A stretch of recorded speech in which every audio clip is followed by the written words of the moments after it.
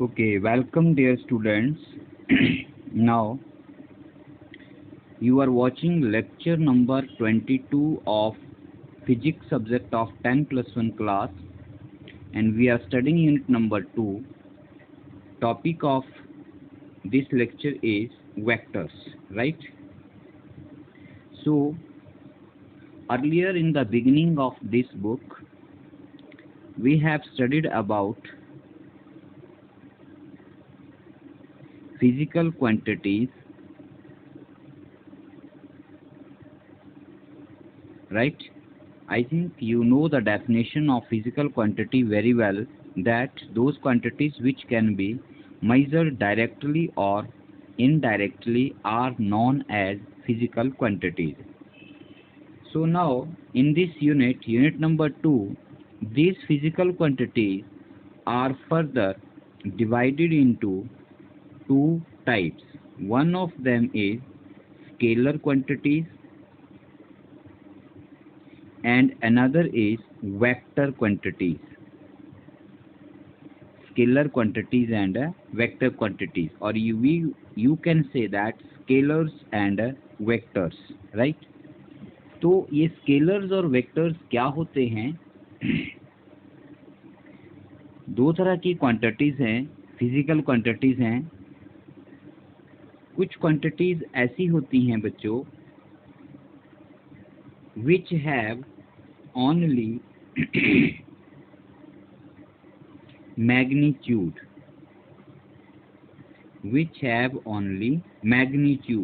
magnitude means they have only some value. उनकी केवल कुछ वैल्यू होती है, कुछ अमाउंट होता है, but they have no direction.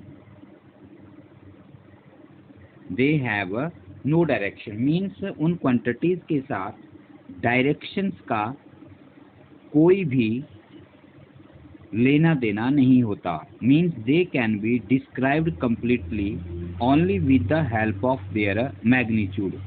We do not need direction to define them. For example, let me take length, right?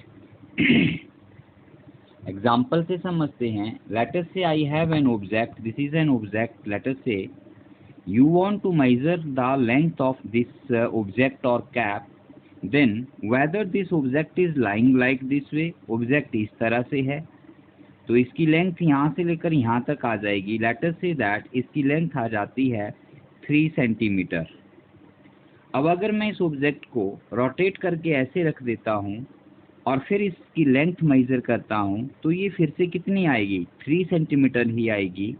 अगर मैं इस ऑब्जेक्ट को वर्टिकली ऊपर ऐसे खड़ा करके रख देता हूँ, तो भी इसकी जो लेंथ है बच्चों वो कितनी आएगी? 3 सेंटीमीटर ही आएगी. दैट मीन्स कि इस ऑब्जेक्ट का इसको किस तरह से रखा गया है, इसकी डायरेक्शन क्या है, इसकी ओरिएंटेशन क्या है, इसको किसी एंगल पे रख दिया जाए, वर्टिकल कर दिया जाए, हॉरिजॉन्टली रख दिया जाए, तो इसकी लेंथ तब भी सेम ही रहेगी.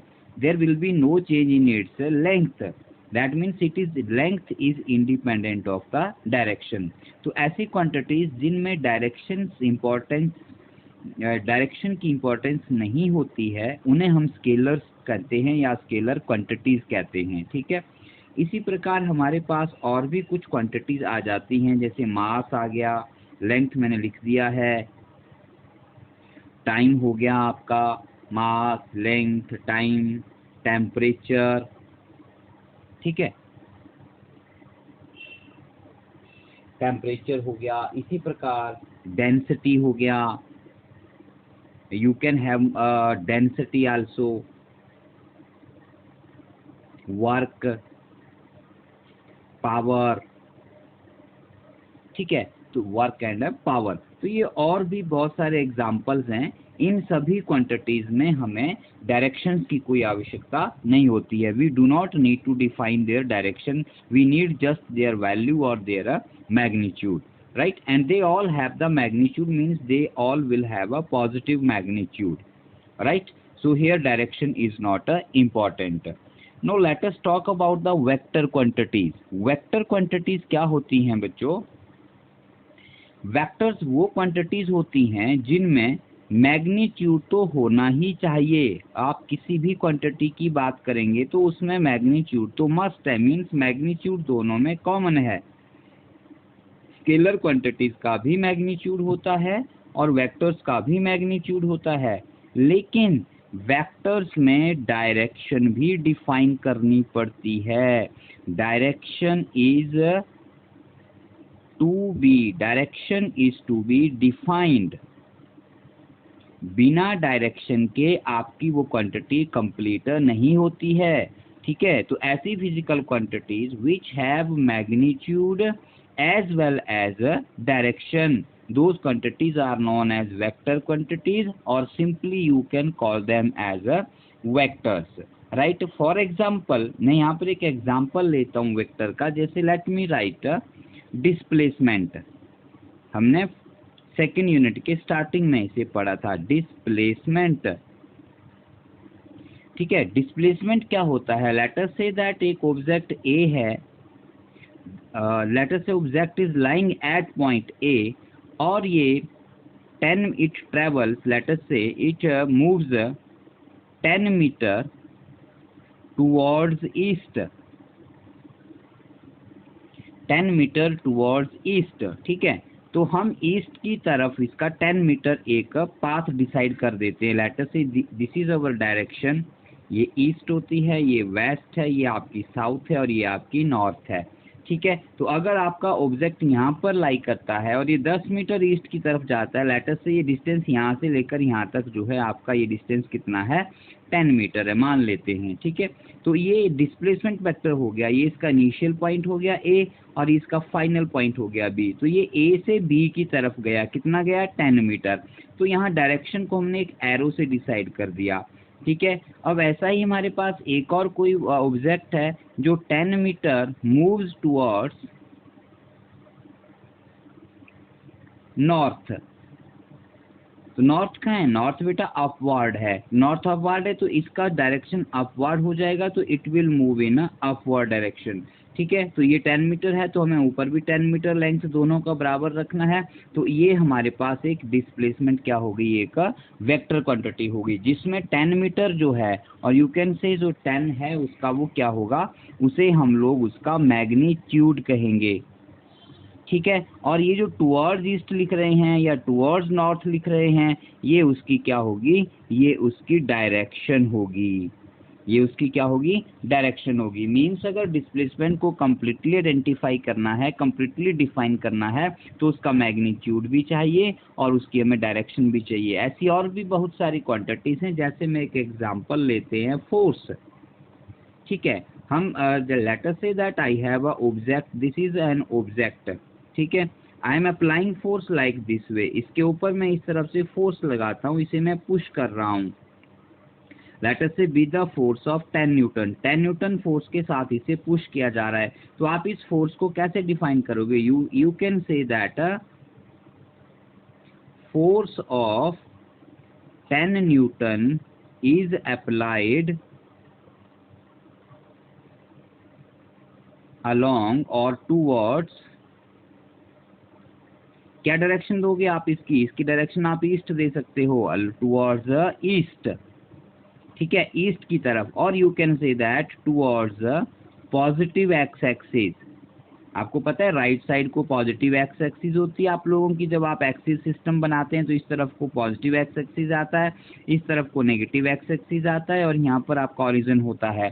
ठीक है, so you can say that कि a force of 10 newton, 10 newton क्या है, इसका मैग्नीट्यूड है, is applied towards east, east क्या है, इसकी डायरेक्शन है। तो इस प्रकार हम देखते हैं कि फोर्स क्वांटिटी में हमें मैग्नीट्यूड भी चाहिए और उसका क्या चाहिए, साथ में डायरेक्शन भी चाहिए। तो फोर्स भी कैसी क्वांटिटी हुई, एक फोर्स भी आपकी एक वेक्टर क्वांटिटी हो गई। ठीक है, इसी तरह से और भी बहुत सारे एग्जांपल्स आएंगे हमारे पास, जैसे वेलोसिटी, एक्सीलरेशन, फोर्स हमने लिख दिया, फोर्स से मोमेंटम बन जाता है। ठीक है, इस तरह के velocity, acceleration, momentum, torque, force हमने लिख दिया। ठीक है, तो ये सारी जो क्वांटिटीज हैं इन सब में हमें डायरेक्शन भी जरूरी डिफाइन करनी होती है। ठीक है, तो ये हो गए आपके स्केलर्स एंड वेक्टर्स। सो आगे चलते हैं अब। रिप्रेजेंटेशन ऑफ वेक्टर, वेक्टर को कैसे रिप्रेजेंट किया जाता है? बहुत आसान है। वेक्टर को एक it is represented with an arrow, इसे एक एरो से रिप्रेजेंट किया जाता है, स्ट्रेट एरो यू कैन से। ठीक है, जैसे ये हमने लगा दिया, एक एरो लगा दिया इस तरह से। अब इस एरो में, अब एरो ये it is just a line. अब एरो लगाने के लिए हमें इसका एरो हेड बनाना पड़ेगा। तो एरो हेड उस साइड लगाया जाता है जिस तरफ इसकी डायरेक्शन होती है। जैसे मैंने यहाँ पर ये इसका एरो हेड लगा दिया, तो ये एक एरो बन गया, just simple an arrow, straight line arrow. ठीक है, तो this arrow is used to represent a vector. किसी भी वेक्टर को रिप्रेजेंट करने के लिए हम लोग एक एरो बनाते हैं। जैसे मान लीजिए मैं लिखता हूँ यहाँ पर कि फोर्स इज अप्लाइड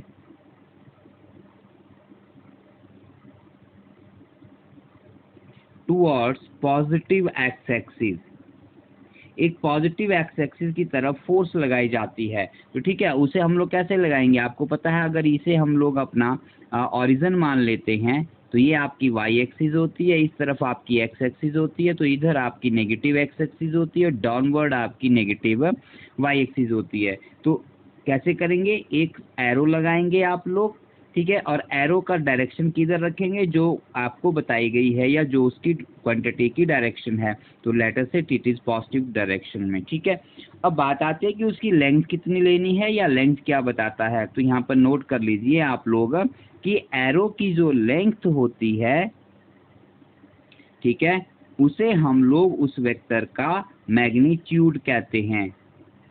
ठीक है, हम बात कर रहे हैं वेक्टर की, तो वेक्टर में हमारे पास एक मैग्नीट्यूड होता है और एक उसकी डायरेक्शन होती है। तो जो मैग्नीट्यूड है that is the length of the vector, जो हमने वेक्टर बनाया है या एरो बनाया है उसकी जो लेंथ होती है उसे हम लोग लेंथ ऑफ द वेक्टर को मैग्नीट्यूड ऑफ दैट वेक्टर कहते हैं। और साथ में एरो की जो डायरेक्शन होती है वो आपकी उस फिजिकल क्वांटिटी की डायरेक्शन होती है, that gives the direction of that physical quantity. ठीक है, जैसे मान लीजिए मैं कहता हूं कि I have to apply force of 10 newton towards east, towards east मुझे 10 न्यूटन का एक वेक्टर बनाना है जो ईस्ट की तरफ है। तो ये हमारी डायरेक्शंस होती हैं। देखो, दिस इज ईस्ट, ये ईस्ट डायरेक्शन है, ये आपकी वेस्ट है, ये आपकी नॉर्थ है और ये आपकी साउथ है। तो अब हम यहाँ पर 10 न्यूटन को कैसे बनाएंगे? मान लो हमने यहाँ पर ये एक लाइन लगा ली, ठीक है, और इसको हमने कह दिया कि इसकी जो लेंथ है ए से लेकर बी तक, ये ए इसका स्टार्टिंग पॉइंट है, बी एंडिंग पॉइंट है, इसके बारे में भी बताऊंगा। ये टोटल जो लेंथ है इसकी उसको हमने 10 न्यूटन मान लिया। क्या मान लिया हमने? 10 न्यूटन, 10 के इक्वल मान लिया ऑन सम स्केल। और इसकी डायरेक्शन ईस्ट की तरफ है तो इस तरफ हमने एरो लगा दिया। अब अगर मैं ऐसा ही यहाँ पर एक और एरो लगा देता हूँ मान लीजिए, तो हम देख रहे हैं कि डायरेक्शन दोनों की सेम है, लेकिन इसका जो लेंथ है दूसरे वेक्टर का वो पहले वेक्टर के आधा है। तो अगर ये पूरा 10 न्यूटन है तो इसका हाफ आपका 5 न्यूटन हो जाएगा। तो ये जो दूसरा वेक्टर हमने बनाया इसे आप कह सकते हैं it is 5 newton towards east, 5 newton towards east. आ रही बात समझ में? ठीक है, मतलब हम लोगों ने अगर किसी एक स्केल को कुछ हमने वैल्यू असाइन कर दी है तो बाकी जो हम वेक्टर्स बनाएंगे वो भी उसी स्केल के अकॉर्डिंग उनको हम लोग मान लेंगे। अब अगर मैं इतना ही वेक्टर यहाँ पर इस तरह से बना देता हूँ, लेट अस से दैट जितनी लेंथ इसकी है उतनी ही लेंथ मैं यहाँ पर अपवर्ड डायरेक्शन में रख लेता हूँ, तो इसका जो मैग्नीट्यूड है वो भी 10 न्यूटन हो जाएगा। लेकिन अब इसकी जो डायरेक्शन है उसे क्या लिखेंगे हम लोग? इसकी डायरेक्शन को आप लोग लिख सकते हो, ये अपवर्ड नॉर्थ में है तो you can say that its direction is a north. This is a force of 10 Newton acting in a north direction. ठीक है, तो इस तरह से हम लोग वेक्टर को रिप्रेजेंट करते हैं। अब इसमें दो बातें और इम्पोर्टेंट आती हैं कि जैसे हमने ये एक वेक्टर बना दिया, तो ये जो इसका स्टार्टिंग पॉइंट होता है, पॉइंट ए जिसे हम कह रहे हैं, इसे आप लोग वेक्टर की टेल भी कह सकते हैं। This is known as the tail of the vector, और you can say that starting point of the vector, इसे आप tail of the vector, starting point of the vector या फिर initial point of the vector भी कह सकते हैं। ठीक है, और जो इसका एंड होता है, लास्ट पॉइंट जहां पर एरो का मार्क लगा हुआ है, उसे आप लोग टिप ऑफ द वेक्टर कहते हैं। That is known as tip of the vector. क्या कहते हैं उसे? टिप ऑफ द वेक्टर, या फिर उसे आप लोग हेड ऑफ द वेक्टर भी कह सकते हो। टिप ऑफ द वेक्टर और head of the vector. So this is the tail and this is the tip. Tail tip tail tip, right? Okay, अब इसको लिखना कैसे है? जैसे मान लीजिए हम लोगों के पास ये एक क्वांटिटी है फोर्स। ठीक है, अब फोर्स एक वेक्टर क्वांटिटी है, तो इसको हम लोग सिंबल में कैसे लिखेंगे? तो हम लोग उस फिजिकल क्वांटिटी का सिंबल लिख देते हैं और उसके ऊपर एक एरो का मार्क लगा देते हैं। इस तरह से सिंबल के ऊपर एरो का मार्क या सिंबल लगा दिया जाता है। जैसे ये एफ लिखा, एफ फॉर फोर्स, और ऊपर हमने वेक्टर का सिंबल लगा दिया। तो इसे आप लोग कैसे रीड करोगे? इसे आप रीड करोगे वेक्टर फोर्स, वेक्टर एफ पढ़ेंगे आप। इसे क्या पढ़ेंगे? Vector F means force vector, right? जैसे मैं यहाँ पे लिख देता हूँ, लेट अस से दैट, जैसे मान लीजिए ये हम लोगों ने एक ये लिख दिया। ठीक है, यहाँ पर एक वेक्टर बनाया और हमने P लिखा और ऊपर वेक्टर का सिंबल लगा दिया। दैट मीन्स इस वेक्टर को हम लोग P वेक्टर कहेंगे।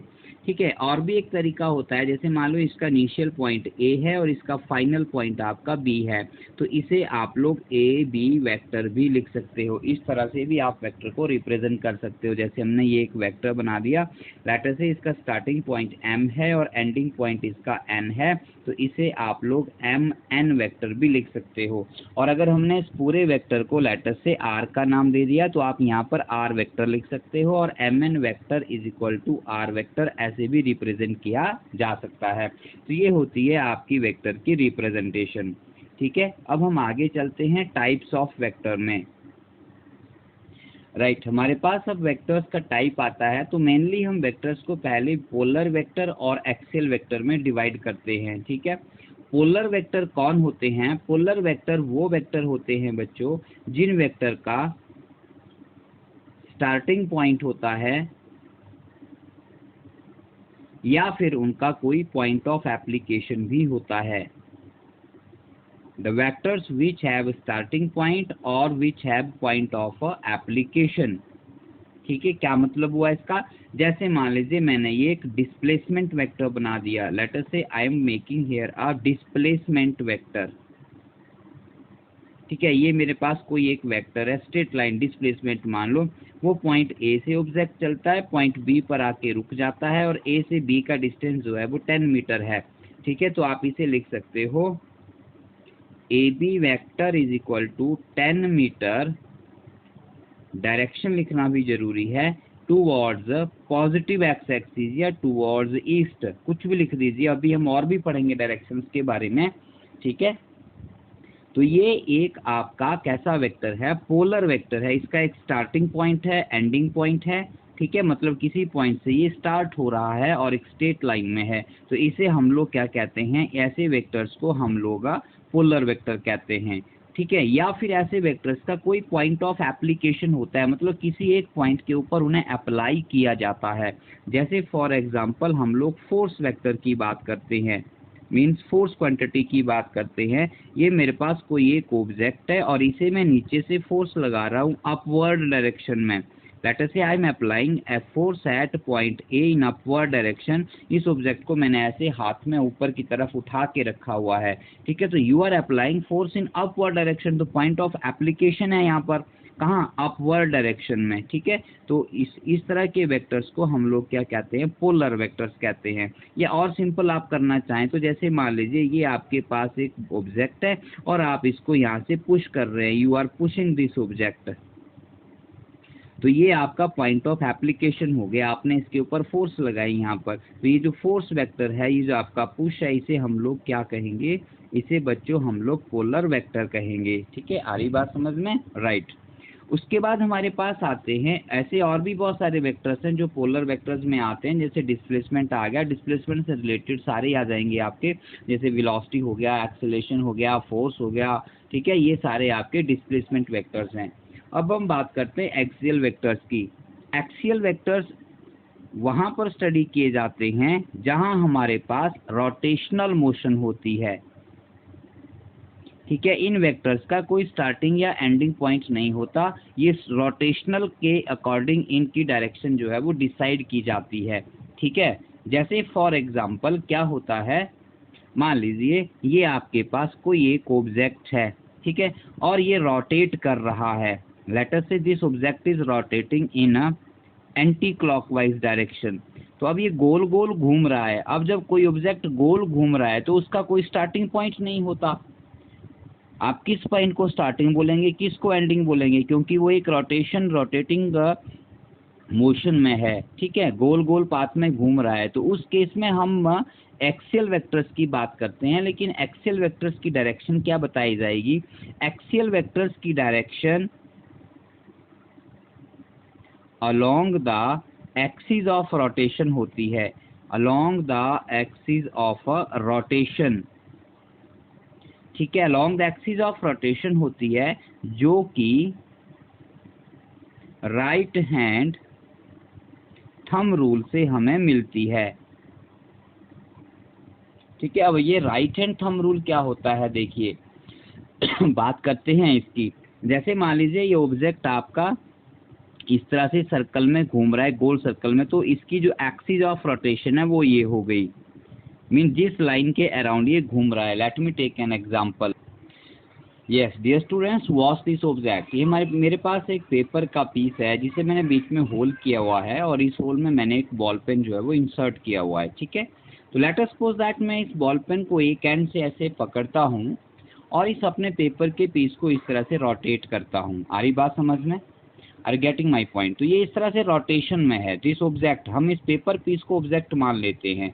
तो ये इस तरह से रोटेशन में है, it is rotating like this way, ठीक है। तो ये जो इसका बॉल पेन का जो बॉल पेन हमने यहाँ पे लगाई है, इसे हम लोग इसका एक्सिस ऑफ रोटेशन कहेंगे, क्योंकि इसके चारों ओर ये गोल गोल ऐसे घूम रहा है। This is rotating around this like this way, इस तरह से ये लगातार इसके चारों ओर घूमता जा रहा है, ठीक है। तो इसे हम लोग इसकी एक्सिस ऑफ रोटेशन कहेंगे। तो अगर मैं इसको ऐसे वर्टिकली हेल्ड कर लूँ, ऐसे पकड़ लूँ ऊपर की तरफ, ठीक है, और इसे मैं ऐसे घुमाऊँ, लेट अस से दैट, इस तरह से, तो आपको समझ आ रहा होगा कि ये इसकी एक्सिस है और ये इस तरह से घूम रहा है।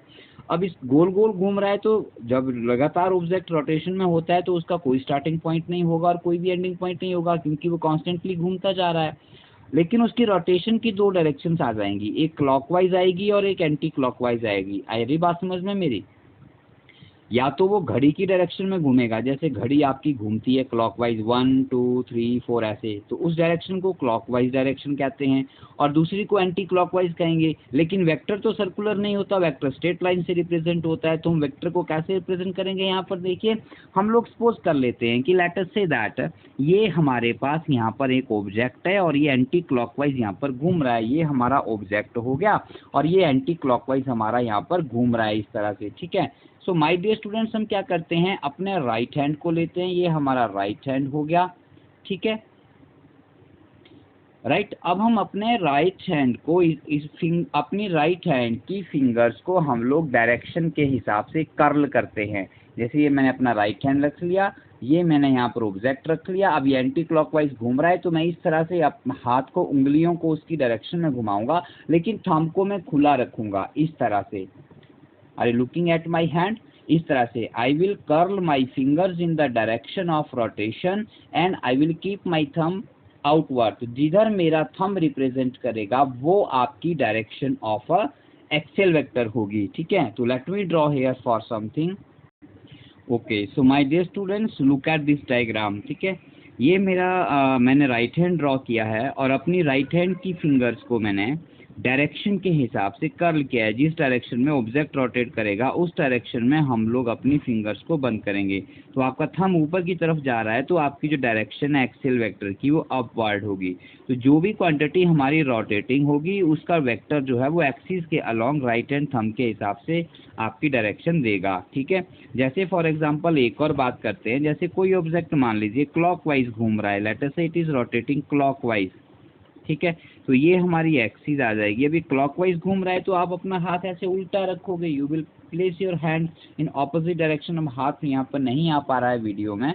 ठीक है, तो जैसे ये रोटेट कर रहा है तो अब आपका जो हैंड है वो रोटेशन के हिसाब से आप उसको ट्राई करके देखिए, वो डाउनवर्ड डायरेक्शन में आएगा। तो this will be direction in the downward direction.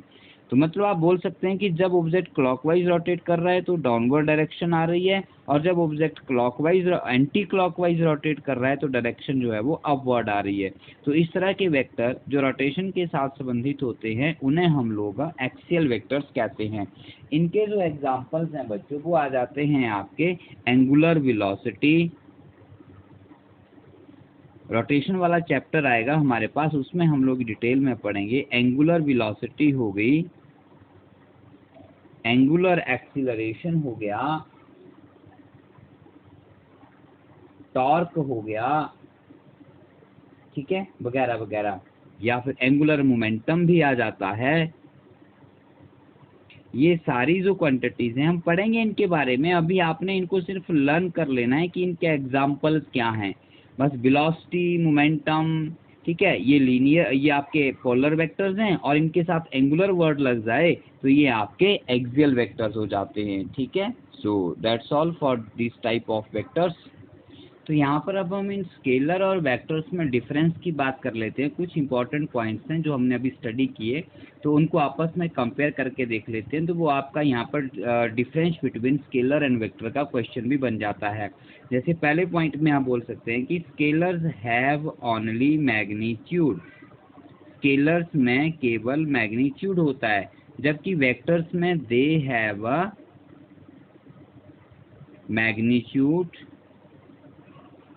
As well as direction. उनकी मैग्नीट्यूड भी होता है और उनमें डायरेक्शन भी होती है। ठीक है, पॉइंट नंबर 2 में आप बोल सकते हो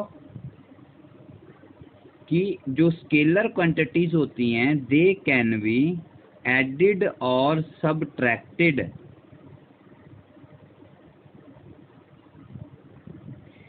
एडिड और subtracted bye simple algebra, bye simple algebra. Simple algebra का मतलब क्या है, जैसे आपने करना है 4 + -2, तो ये हो जाएगा 4 - 2 = 2 हो गया। आपने करना है 5 + 6 = 11 हो गया। तो ये सिंपल अलजेब्रा है जो मैथमेटिक्स में हम पढ़ते हैं, तो इनको ऐसे ऐड किया जा सकता है। लेकिन जो वेक्टर क्वांटिटीज है वो अलजेब्रिक रूल्स को फॉलो नहीं करते हैं, उनको ऐड करने के लिए हमें कुछ रूल्स पढ़ने पड़ते हैं। So vectors can not be added by using simple algebra। क्यों? क्योंकि उनमें डायरेक्शन भी होती है, दे हैव डायरेक्शन। जब वेक्टर को ऐड किया जाएगा तो उसकी डायरेक्शन भी हमें देखनी पड़ती है, इसलिए वेक्टर्स को ऐड या सब्ट्रैक्ट करने के लिए हम लोग सिंपल अलजेब्रा के रूल अप्लाई नहीं कर सकते हैं। उसी प्रकार एक पॉइंट और स्टडी, जो सिंपल वेक्टर्स होते हैं उनको आप, जैसे हम लोग यहाँ पर कहते हैं स्पीड, स्पीड एक वेक्टर क्वांटिटी है, उसे आप लोग एस से या सिंपल वी से लिख सकते हो। ठीक है, मास, मास एक सिंपल स्केलर क्वांटिटी है, उसे आप सिंपल लेटर एम से लिख सकते हो।